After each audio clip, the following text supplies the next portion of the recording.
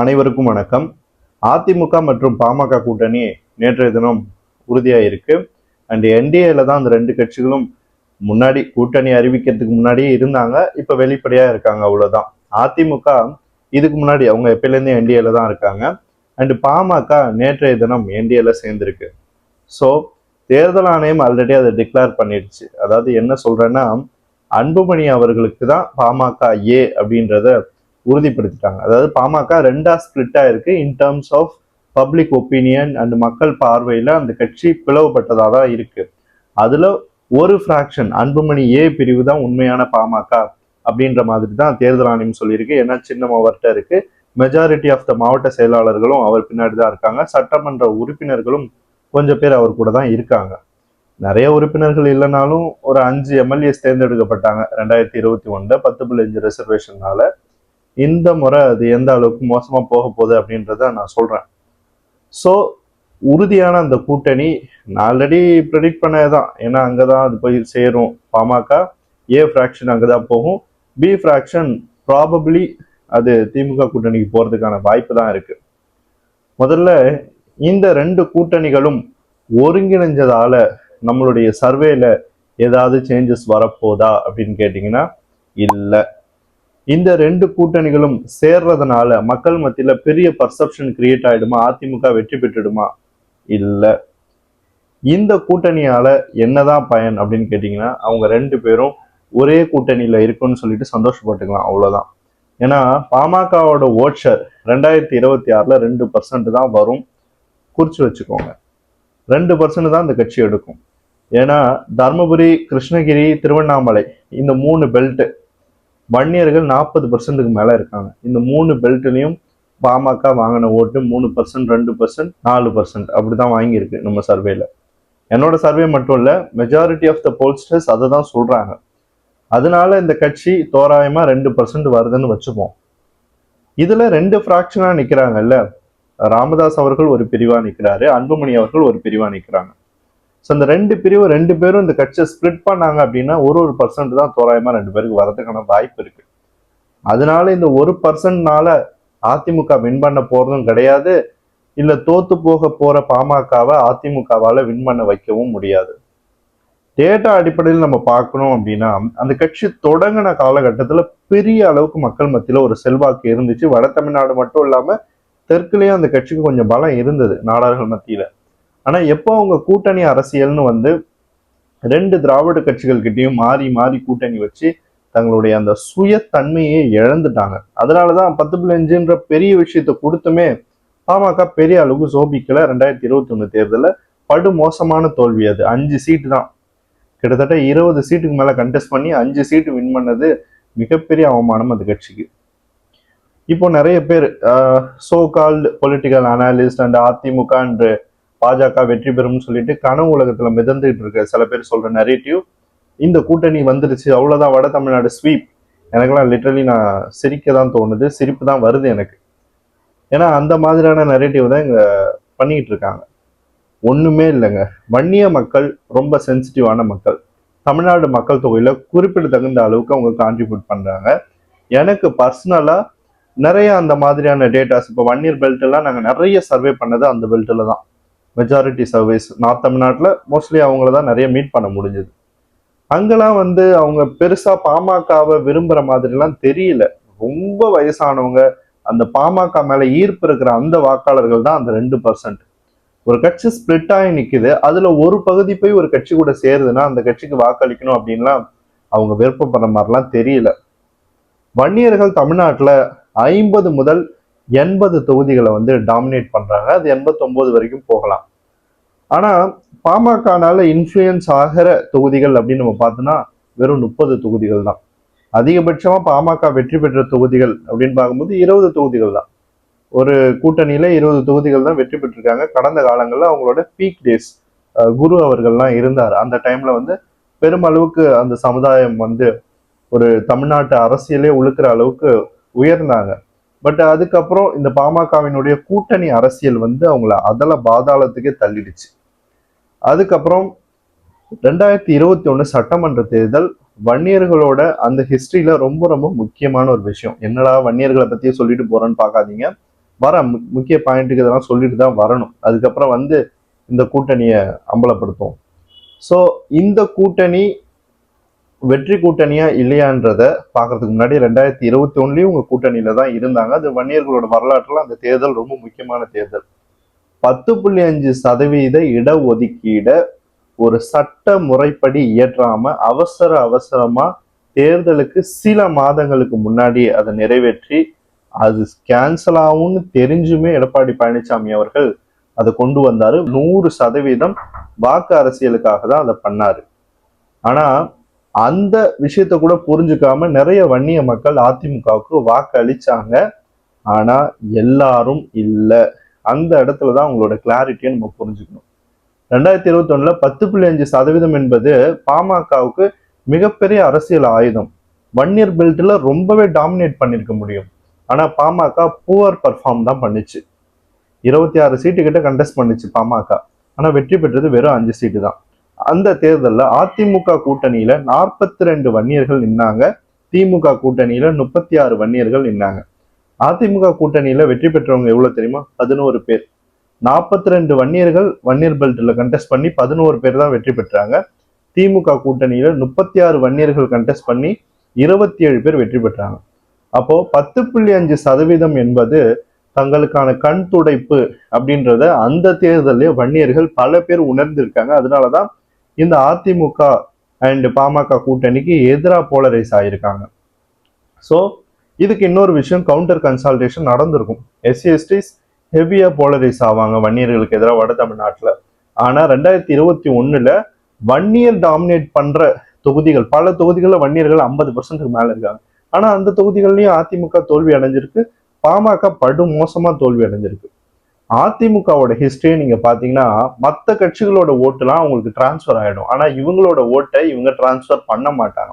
அது இயல்பாவே அப்படிதான். MG ராமச்சந்திரன், எம்ஜிஆர் அவர்கள் கட்சி தொடங்கி அந்த கட்சி அடுத்தடுத்த தேர்தல்களில் சந்திக்கும் போதே அந்த பேட்டர்ன் நீங்க பாத்தீங்கன்னா அதிமுக நிக்கிற இடங்கள்ல எல்லா ஜாதி மக்களும் எல்லா மதத்தை சேர்ந்தவங்களும் வாக்களிப்பாங்க. ஆனா அதனுடைய கூட்டணி கட்சிகள் CPIயோ CPMஓ காங்கிரஸோ பாமகவோ VCKவோ இவங்க யார் நின்னாலும் அதிமுகவோட ஓட்டு ஒரு தொகுதியில 40% இருக்குன்னா, இப்பெல்லாம் ஒன்றும் இல்லை, காலி ஆயிட்டாங்க. 8% தான் வரும் நிறைய தொகுதிகள்ல. 100 தொகுதிகள் மேல அவங்க இல்லை. அந்த 20% கூட டிரான்ஸ்பர் ஆகாது.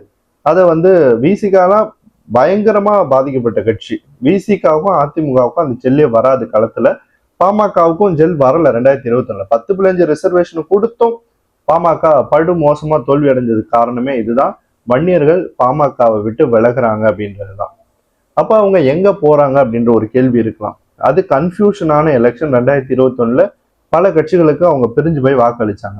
40% அதிமுக பாஜக கூட்டணிக்கு வன்னியர்கள் போட்டாங்கன்னா 60% இந்த கூட்டணிக்கு எதிராக தான் வாக்களிச்சிருக்காங்க. அது டேட்டா படி நான் சொல்லிட்டு இருக்கேன்.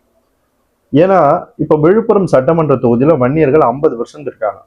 இங்க CV சண்முகம் அதிமுக கூட்டணியில நிக்கிறாரு. பாமக சப்போர்ட்டும் இருக்கு அவருக்கு. ஆனா அவரு 42% எடுத்து தோல்வி அடைகிறாரு. ஒரு 11 to 15% வன்னியர்கள் புறக்கணிச்சிட்டாங்க அப்படின்னு அர்த்தம். ஏன்னா அதிமுகவுக்கு SC/ST ஓட்டு இருக்கு, பாரம்பரிய ஓட்டு, ரெட்டலைக்காக போற ஓட்டு இருக்கு அந்த தேர்தலை பொறுத்த வரைக்கும். இப்போ காலம் மாறிடுச்சு. அப்போ அந்த ஓட்டு வந்திருக்கும். ஆனா வன்னியர்கள்ல ஒரு சங்க் ஆஃப் செக்ஷன் வந்து CV சண்முகத்தை புறக்கணிச்சுட்டு லக்ஷ்மணனை நோக்கி போயிருக்கு திமுக வேட்பாளர். ஸோ 10.5 கொடுத்த இந்த கூட்டணி ஒன்றும் இல்லாம போய் படு மோசமா தோல்வி அடைஞ்ச நம்ம பார்த்தோம். இந்த தேர்தலில் இதெல்லாம் ஒர்க் ஆக போறதே கிடையாது. இது வந்து change election, not a wave election, not a நார்மலா நடக்கிற எலெக்ஷன் கிடையாது. இது மாற்றத்துக்கான தேர்தல். ஸோ ஜாதி, மதம், மொழி, கட்டமைப்பு பல முறை சொல்லிட்டேன். இந்த 4 விஷயங்களை தாண்டி தான் தாவேகாவுக்கு வாக்குகள் வரப்போகுது. வன்னியர் பெல்ட்ல கிட்டத்தட்ட அந்த 80 தொகுதிகள்ல தாவேகா 60 தொகுதிகளுக்கு மேல முன்னிலை வகிக்குது. இதுல நிறைய பேர் செட் பண்ற நரேட்டிவ் என்னன்னா, so called political analyst and இந்த ஜந்துக்கள், அவங்களாம் அப்படிதான் சொல்ல முடியும் என்னால. அவங்க சொல்றது என்னமோ தாவேகாவுக்கு SC ஓட் மட்டும்தான் சவுத் தமிழ்நாட்டிலயும் நார்த் தமிழ்நாட்டிலயும் வரும் அண்ட் அவங்களால வெற்றி பெற முடியாது அப்படின்னு சொல்லிட்டு என்னமோ வன்னியர்கள் ஓட்டு ஃபுல்லா அப்படியே அதிமுக, பாமக, பாஜக கூட்டணி பின்னாடி இருக்கிற மாதிரியும் இவங்க தான் வந்து பிராண்டிங் பண்ற மாதிரியும் சொல்லிட்டு இருக்காங்க. அப்படிலாம் ஒண்ணுமே கிடையாது. அதிமுக, பாமக, பாஜக கூட்டணி வன்னியர் பெல்ட்ல 60 சீட்டுக்கு மேல டெபாசிட் இழக்கும். இதை நீங்க குறிச்சு வச்சுக்கலாம். ஏன்னா சர்வே பண்ணிட்டு வந்தா நான் அதை சொல்றேன். அங்கெல்லாம் எந்த விதமான எதிர்பார்ப்பும் இந்த கூட்டணி மத்தியில இல்லை. இந்த கூட்டணியை சீரியஸாவே எடுத்துக்கல வன்னியர்கள், சீரியஸாவே எடுத்துக்கல, அவ்வளவுதான். அந்த கட்சிக்காரங்கள் அன்புமணி பின்னாடி இருக்கிற அந்த கட்சிக்காரங்கள் வேணா போட்டுக்கலாம் ஆஹா ஓஹோன்னு. வன்னியர் மக்கள், உழைக்கும் அடித்தட்டு மக்கள் எல்லாம் மாற்றத்தை விரும்பி நிக்கிறாங்க. அதனால இந்த கூட்டணிலாம் வின் பண்ணும் அப்படின்னு அவங்க நினைச்சாங்க அப்படின்னா அதை விட சிரிக்க வேண்டிய விஷயம் எதுவுமே கிடையாது. இன்னும் நிறைய இருக்கு சிரிக்கிறதுக்கு, அதெல்லாம் அடுத்தடுத்து சொல்றேன். திருவண்ணாமலை மாவட்டம் தமிழ்நாட்டில் வன்னியர்கள் அதிகமாக வசிக்கிற மாவட்டம். 48% கிட்ட வசிக்கிறாங்க. அந்த மாவட்டத்தில் இருக்கிற சட்டமன்ற தொகுதிகள் 8 தொகுதிகள்.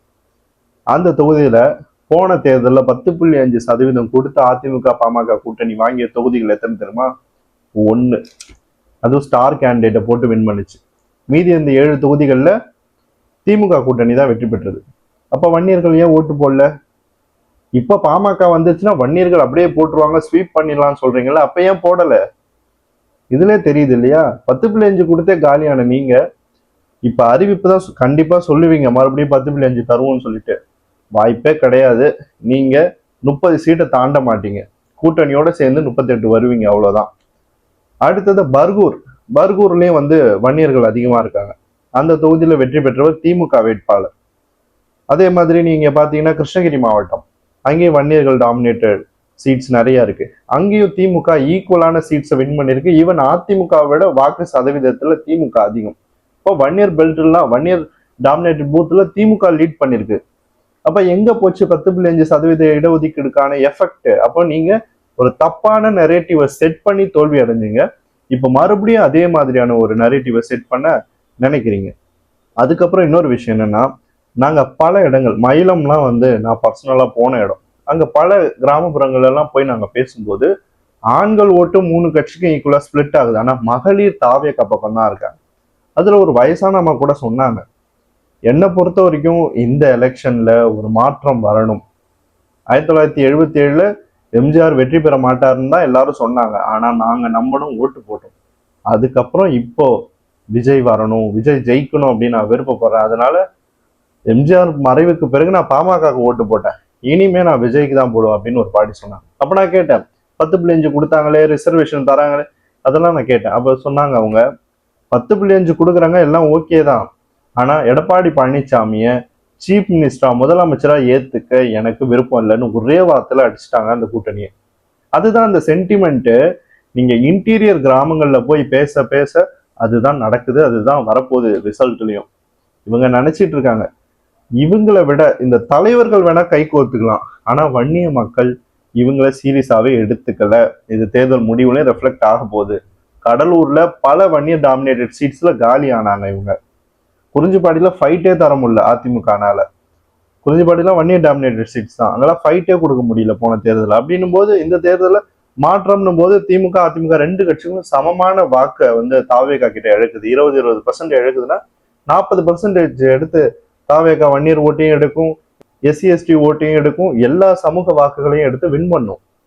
ஸோ இவங்களோட இந்த தப்பான நரேட்டிவ் இப்படிதான் இருக்கு. இவங்க என்னமோ களத்துக்கே நான் போகாத மாதிரி, இவங்க அப்படியே தமிழ்நாட்டோட எல்லா டேட்டாவும் ஃபிங்கர் டிப்ஸ்ல வச்சிருக்கிற மாதிரி. எடப்பாடி பழனிசாமி என்ன அவ்வளோ ஈர்ப்பு சக்தி உள்ள தலைவரா என்ன? கிராமத்தெல்லாம் நான் போய் பார்த்துட்டு வந்து தான் பேசுறேன். கொங்கு மண்டலத்திலே அவரை காலி பண்ணிட்டு இருக்காங்க. கொங்கு மண்டலத்திலே பல மாவட்டங்கள், திருப்பூர்லாம் எடுத்தீங்கன்னா தாவேகா இப்ப லீட் பண்ணுது பல தொகுதிகளில். ஃபர்ஸ்ட் சர்வேல ட்ரையல் ஆன தொகுதிகள்லாம் இப்ப லீடிங்க்கு வருது. அதனால அதிமுகவினுடைய பின்னடைவுக்கு இந்த பாமக ஒரு ரீசனா வரப்போகுது. மறுபடியும் இது 2 ஜாதிகளுக்கான கூட்டணி அப்படின்ற மாதிரி ஒரு நரேட்டிவ் செட் ஆக போது. வன்னியர் பேக்கிங்கே வராது அதிமுக பாமக கூட்டணிக்கு. அதுக்கப்புறம் பாமக இந்த தேர்தலில் 0 to 1 தொகுதிகள் வெற்றி பெறுவதற்கு தான் வாய்ப்பு இருக்கு. ஏன்னா ஒரு தொகுதி பெண்ணகரத்துல தனியா லீட் பண்ணாங்க. இப்போ அதிமுக கூட்டணிக்கு போயிருக்காங்கன்னும் போது எடப்பாடி பழனிசாமிய முதலமைச்சரா ஏற்றுக்க விருப்பப்படாத அந்த வன்னிய வாக்குகள் விலகிடும். அப்படின்னும் போது ட்ரெயிலிங்க்கு வந்துருவாங்க. பெண்ணகரம் தொகுதியில கூட இப்போ செகண்ட் ரவுண்ட் சர்வே நம்ம எடுத்து பார்த்தோம்னா தெரியும் என்ன நிலவரம். ஸோ என்னுடைய பாமகவினுடைய எதிர்காலத்துக்கான கருத்து கணிப்பு என்னன்னா, அவங்க 0 அல்லது 1 தொகுதியில் தான் வெற்றி பெறுவாங்க. ஏன்னா அவங்களுடைய கோர் ஓட் பேஸ் பல மடங்கு தாவேக பக்கம் போயிடுச்சு. இளைஞர் ஓட்டெல்லாம் வரவே வாய்ப்பே கிடையாது. அந்த கூட்டணி அதிமுக பாஜக கூட்டணி அண்ட் பாமக கூட்டணி மறந்துடலாம். இளைஞர் ஓட்டு 1% தான் உங்களுக்கு வரும். அதுக்கப்புறம் முதியவர்கள்ல பெண்கள் பெரும்பாலும் தாவேக பக்கம் தான் இருக்காங்க. ஸோ இந்த கன்சாலிடேஷன்ல திமுக ஓரளவு ஸ்டாண்ட் பண்ணிட்டோம் 2வது பொசிஷன், இவங்க கம்ப்ளீட்டா வேனிஷ், காலியா ஆயிடுவாங்க. அதனால இந்த மாதிரி நரேட்டிவ் செட் பண்ணி இவங்க சந்தோஷப்பட்டுக்கலாம். நான் கூட ட்விட்டர்ல போட்டிருந்தேன் 0 + 0 = 0. அதுதான் டெபாசிட் இழக்க போற அதிமுக பிளஸ் டெபாசிட் இழக்க போற பாமக, ரெண்டுமே சேர்ந்து 0 தான். ஸோ இந்த கூட்டணி தேராது அப்படின்றதுதான் என்னுடைய ஒரே பாயிண்ட் ஆஃப் வியூ. அதுக்கப்புறம் இந்த பாமகவுக்கு 18 சீட்டு என்டிஏ கூட்டணி, அதான் இந்த அதிமுக கூட்டணியில தராங்களாம். 18 சீட்டை பார்த்துட்டு இபிஎஸ் சிஎம் ஆக்க வன்னியர்கள் ஓட்டு போடுவாங்களா? நிச்சயமா போன டைம் அதனாலதான் காலி ஆனாங்க அதிமுக, பாஜக, பாமக கூட்டணி. இந்த முறையும் 18 தொகுதிகள் கொடுத்து வன்னியர்களை அவமானப்படுத்துற மாதிரியான ஒரு அறிவிப்பை தான் அதிமுக கொடுத்திருக்கு. இது மீடியால வந்த செய்தினாலும் நிச்சயமா அந்த 20 சீட்டு கிட்ட தான் தருவாங்க. ஐ எம் டேம் ஷுர் பாமகனால ஒரு தொகுதியில கூட வெற்றி பெற முடியாது. ரொம்ப ஸ்ட்ரகிள் பண்ணி தான் அந்த ஒரு தொகுதியாவது வர முடியும். அண்ட் ராஜ்யசபா சீட்டும் ஒன்று ஒப்பந்தம் ஆயிருக்கு. எனக்கு தெரிஞ்சு அதுக்காக தான் இந்த கூட்டணி உருவாச்சுன்னு நினைக்கிறேன். 18 சீட்டு முக்கியம் இல்லை, ஒரே ஒரு சீட்டு அதுதான் முக்கியம், ராஜ்யசபா சீட். அந்த சீட்டு தான் முக்கியம் அப்படின்னு. நாடாளுமன்ற தேர்தலில் இவங்க எப்படி மாற்றி மாற்றி திட்டாங்க அப்படின்றது எல்லாருக்கும் தெரியும். தலைவர்கள் கை கோர்த்துக்கலாம், தொண்டர்கள் கோர்க்க மாட்டாங்க. அதுதான் அரசியல்ல அடிப்படை வாதம். இந்த கூட்டணியினால எந்த விதமான சீட் கன்வர்ஷனும் இருக்காது. கடந்த முறை வன்னியர் பெல்ட்ல வின் பண்ண அந்த 11 சீட்டும் இந்த முறை டவுன் ஆகுது. ஐ திங்க் 2 3 தான் வின் பண்ணுவாங்க, மற்றபடி கம்ப்ளீட்டா அவங்க வேனிஷ் ஆயிடுவாங்க. ஸோ வன்னியர்கள் இந்த 18 சீட்டை பார்த்துட்டுலாம் ஓட்டு போட மாட்டாங்க. கடந்த முறை 20க்கு மேல கொடுத்து சீட்டு கன்வெர்ட் ஆகலாம், என்னன்னா இந்த கூட்டணி வேணான்னு சொல்லிட்டு தான் விலகி இருந்தாங்க. ஸோ இப்படிப்பட்ட ஒரு நிகழ்வாக தான் இது போக போகுது. ஸோ பார்ப்போம் இன்னும் என்னென்ன கட்சிகள்லாம் இந்த அதிமுக பாஜக கூட்டணியில வந்து டெபாசிட் இழக்க போறாங்க அப்படின்னு. இது மாதிரி தான் அரசியல் களமானது தமிழ்நாட்டில் போயிட்டு இருக்கு. இன்னும் என்னென்ன அரசியல் நிகழ்வு நடக்க போகுது அப்படின்றத பொறுத்திருந்து பார்ப்போம். இது போல இன்னொரு வீடியோவில் உங்களை சந்திக்கிறேன். நன்றி.